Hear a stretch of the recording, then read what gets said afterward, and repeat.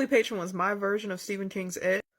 Buckle up, this is gonna be a long one. We would open with the Council of Derry essentially asking for volunteers. First of all, the crowd would be surrounded by shadows, but those at the front, the council themselves, are illuminated, and all you would see are hands raising. Cut to the councilman writing on his piece of paper, and one of the names we can partially see is Den Bauer. Next, Georgie runs into Bill's room, asking him to make a paper boat. I keep most of this the same. Georgie, of course, has an encounter with Pennywise. However, before he is dragged into the storm drain, I'd have him call out to a neighbor who just opened his front door. The old man looks at Georgie, screaming and reaching out to him for help, and closes the door shut. And the shot of the door is what the scene would end on. Next would be Georgie's funeral, where Bill is crying, and of course, Eddie, Richie, and Stan are all trying to comfort him. I'd also have it that driving past would be Ben in a moving truck, and him looking at the massive funeral going on at the church. Mike riding by as well on his way to the butcher, and Beverly seeing the procession smoking a cigarette outside of her apartment. I'd have it shown that Bill's mother is in a catatonic state, and his father is incredibly angry, snapping at Bill for crying in the house and just for existing. That night, while getting ready for bed, he hears Georgie in the sink. Before he can really follow the sound, his father orders him to bed, and he dreams that night of a big turtle. Time has passed, and Bill is talking to his friends where he keeps mentioning that he hears Georgie. Of course, there's a scene at school with Henry Bowers, Hochstetter, all that type of stuff. Hochstetter, of course, starts being really weird to the boys, and I'd have it that all four of them run into the boys' bathroom and lock the door behind them. And then, of course, the bell rings, and they're kind of just waiting for Henry and his gang to shove the fuck off. While in the bathroom, though, I'd have Georgie's voice come up from the sink. All of the boys equally horrified and amazed because the other three didn't believe Bill and thought he was just going through grief. Bill realizes they can all hear it too. He begs them to help him look for Georgie in the sewer, and they all agree. It's the last day of school. I'd still have the scenes with Beverly and Greta, and of course her talking to Ben. The four boys all making a plan in order to go down to the sewers and find Georgie. Have it that Bill makes this diorama and he's going to show his friends. When they get there, his father is tearing it apart. Bill is of course heartbroken, and his father takes the map, and they all have to go to the library to get a new one. And while there, they meet Ben again and chit-chat with him. Beverly goes home, and I'd have it be revealed that her mother is alive. Something I haven't seen depicted a lot in media that I feel is much more common than people like to talk about is how one parent will be very abusive and the other parent will just fucking let it happen. And that is the situation that Beverly finds herself in. That night, she hears voices coming from her sink, but she decides to ignore it and go to bed. The boys are now in the Barrens, where they are going to go looking for Georgie, but before they can really start, Ben, of course, pops up after being assaulted by Henry Bowers and his gang.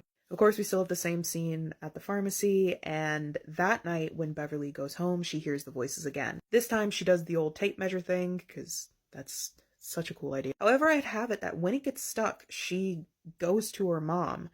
Her mom goes to the bathroom and tugs at it and tugs at it, and then she is tugged into the sink. The blood rain being hers. I don't know, there's something about the human body getting crushed into the size of this that horrifies me. I'd still have it that when Beverly's father comes in, he cannot see any of the blood and viscera of his wife and just tells Beverly to go to bed. I'd also have it take a few days to realize that his wife is gone and he just thinks that she ran off with somebody, which makes him much more angry with Beverly. I also have it that Beverly, fearful, is able to get sleeping pills from Eddie, and she puts that in her father's beer at night so she can, sleep in peace, or also sneak out of the house to meet with Ben. I really want them both living in the same apartment complex and, just going out on the stoop and talking to each other. Beverly at this point has the poem, and she keeps, wondering who wrote it. Ben not really having the courage to tell her it was him. So I would have a scene with Richie and Hochstetter to where, Hochstetter finds Richie on his own, and Richie runs the hell away. For those who have never read the book, Hochstetter is fucking terrifying, and he has, a fridge full of dead animals in the junkyard. Homie is a menace. But I really want Richie running away from him and having to hide in one of the fridges Hochstetter uses. Hochstetter, of course, taunting him, whatever have you, but then Pennywise shows up because I really want the leech hurricane. And I'd have it be that that's Richie's encounter with Pennywise and him being like, oh shit, my friends aren't just fucking with. Because mind you, everyone else is been having their encounters. Of course, Mike joins the gang, they have the rock war, they start talking about the clown they've all been seeing, and Beverly brings up what happened to her mother. How her bathroom is still covered in viscera and blood, and she's too scared to go in it. Find out that at night she's been bathing at Ben's place. So they all have their little cleaning party, while Beverly's dad is at work. Have it that Beverly then asks Bill, like, oh, do you like poetry? And Bill's like, no. Beverly's like, oh, I guess he's not the one that wrote me the poem. I don't like love angles, and especially don't like when men write love angles. They're always awful. I'd have it that Bill is having these reoccurring dreams about this turtle telling him to stop, and Bill just not fucking listening, because why would he? The kids are doing more research, and I'd have it that Mike and Ben stumble across this old ritual people used to do to commune with the gods, so they hotbox their hideaway. This is where Bill officially meets the turtle and is like, oh, you're not just something my brain made up. I really just want Bill calling the turtle a coward to his face. Those who don't know about Cosmic Space Turtle, he's the creator of our universe, but he's incredibly lazy and just really doesn't give a fuck. And the turtle's like, hey, you can't defeat Pennywise. And I'd also have Pennywise's whole deal of, like, being from the Outer Rim and crash landing on Earth be explained. Everyone feels hopeless after learning all this shit, but Bill is not giving up without a fight, especially since he still believes Georgie is alive. Everyone else is telling him, like, that kid is probably dead, but he's just not listening. He goes to Neibolt, everyone joins him. I have a lot of the same sequences. Eddie still gets his arm broke. I have that they all still get into a fight, but it's not like the big third act breakup shit that they always do in movies. I'd have it end with the hug. Symbolically important. That night, Bill has another dream with Maturin, and the turtle is just like, kid, I can give you a little bit of advice, but I can't fight your battles for you. Bill, with this new information, mostly because the turtle was like, you're a tenacious little shit, so here's some more knowledge, decides that he himself is going to go and face Pennywise. Everyone has psychic feelings and abilities shown through. So when Bill makes this decision to go after Pennywise by himself, I'd have everyone simultaneously wake up and know. Those of you who don't know, it is connected to The Shining, and all the kids have the shine, essentially. They get to Neibolt, they find Bill's bicycle, and when they go inside to the well, they see that he has already gone down and they begin to follow. Have it that Mike gets there late, because obviously he's coming from out of town, but when he pulls up, he sees Henry Bauer's car. I still the scene of, like, Bowers killing his dad and, killing his other goons. Before Ben is able to descend into the well, Henry comes up behind him and, like, starts trying to stab him. But of course, Mike to the fucking rescue. And Mike pushes Henry down the fucking well, and him and Ben descend. Of course, they still have their creepy encounters with Pennywise, and they can hear Bill. Him saying the poem, he hits his fist against the post, but still insists he sees the ghosts. Him getting an affinity for poetry after being around Ben, and it helping with his stutter. They're able to catch up to him, and they just instinctively know the way to each other, and especially to Pennywise. Of course, I'd have Georgie be there in front of the horde that Pennywise has underground. Bill is super excited, and everyone's like, that's not your brother, dude, but he's just not listening. Of course, he goes to hug Georgie, and Pennywise metamorphosizes and grabs him. Pennywise still makes the same deal of, like, hey, I'll just take him, and you all can grow old and die. To which the other kids are like, fuck you, dude, and, you know, they gang up on Pennywise. The ass beating that clown receives is immaculate. Physical altercation is not enough. Learning what he did from Maturin, enters a psychic battle with Pennywise, where Pennywise tries to throw him far away, but Bill is like, fuck you, I'm coming back. This is something that happens in the book. Bill's ability to do this essentially freaks out Pennywise and is like, you're a lot stronger than I thought you were. Bill gets a psychic hit on it, and as well as the physical damage that everyone else is doing, because mind you, while they're in Psychic Town, everyone else is just fucking wailing on the clown. Pennywise retreats, and that would be my version of part one. And for the second part of this story, we would open with all the kids outside the sewers of Derry. All of them knowing that Pennywise is not dead. They all do the hand-cutting ritual that we saw in the adaptation, because what they did in the book should never be adapted. Bill then goes home and finds that his mother is no longer in her catatonic state,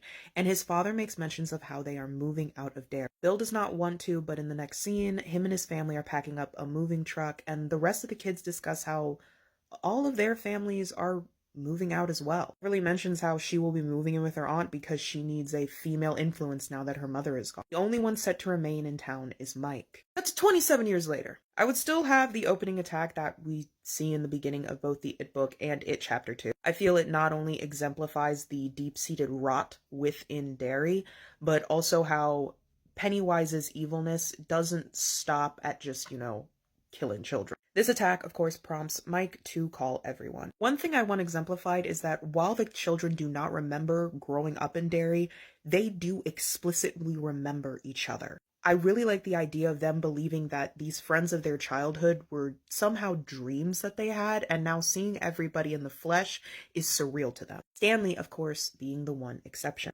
I'd have it with his call with Mike.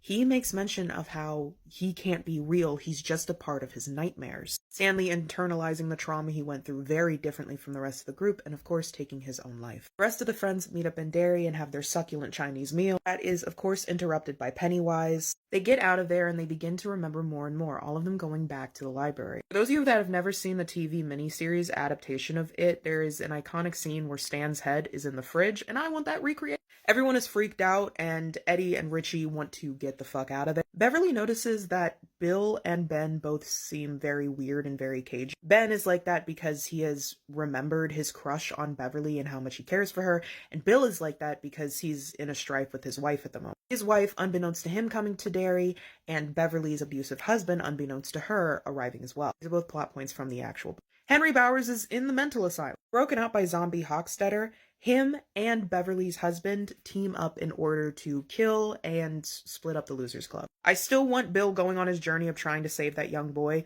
because that was fucking heartbreaking. And also it would give Bill more drive to beat the shit out of the clown. When Henry attacks Eddie, Richie also gets attacked by Beverly's husband. Him seeing Richie and Beverly talking together because Beverly was trying to convince Richie not to leave, and him assuming that Beverly's having an affair with him. I'd love Beverly to interrupt the way she did at Neibolt with the confrontation with Pennywise and stab her abusive husband to death, regaining that strength and fieriness she had in her youth. Bowers manages to escape, of course, and they patch up Eddie. Mike then brings up the dugout and thinks maybe we could hotbox it again to speak to the turtle. So they go to their old hideaway, and that is exactly what they do. However, when Bill gets to the turtle, he finds the shell completely empty. He thinks that the turtle left and begins to wander off. Mind you, Mike and Richie are with him in this, like, psychedelic state, and they're calling out to him like, hey, don't go too far.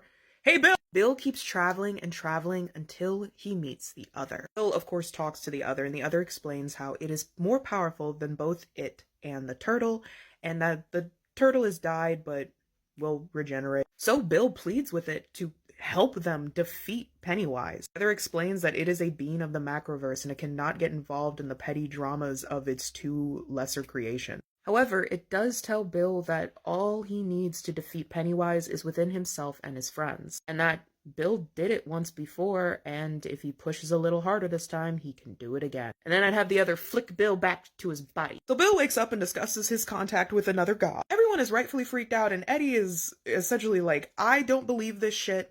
This is getting too crazy.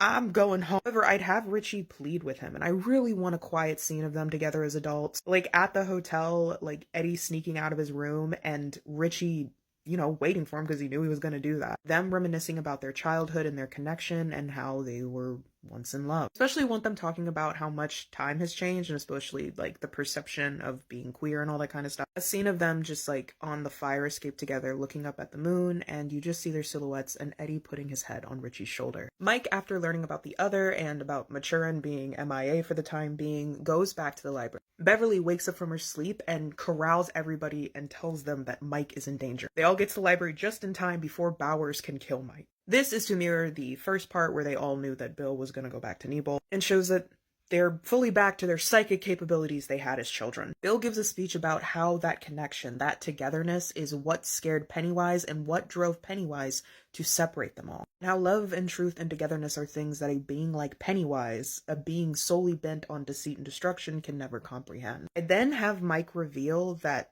Derry didn't just know subconsciously, they knew explicitly. And in the spirit of truth, he brings out the old councilman's notes, showing that some people willingly volunteered their children to be eaten by Pennywise, and how Bill's last name was listed on the offerings. Mike then elaborates that while the names are listed, which child goes if there's more than one is a crapshoot. Bill realizing that his father had hoped that Bill would be the one that died, not Georgie. As for the why, I'd have it be because Bill had a stutter and he was kind of known as a loser. Just as all this is being revealed, a balloon comes into the library, and tied to the string is Bill's wife's wedding ring. Everyone is like, oh shit, and they run to Neibolt. Bill keeps reminding them that belief in the situation is everything, and as long as they can feel like they can kill Pennywise, they will be able to kill it.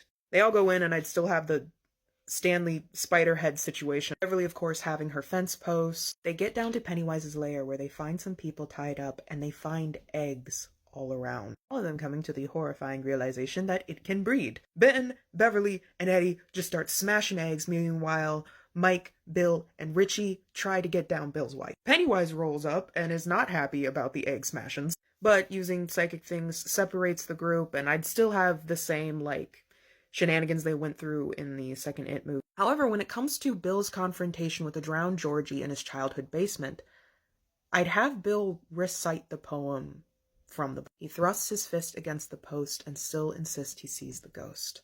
Pennywise getting annoyed at this, and Bill just reiterating it over and over, knowing that none of this was his fault. Eventually the illusion breaking and it being a more one-on-one confrontation with it. Everyone else, because Pennywise is distracted with Bill, are able to break out of their delusions. They find Bill, statuesque, eyes rolled back, continuously saying his poem. Take note that Pennywise is still.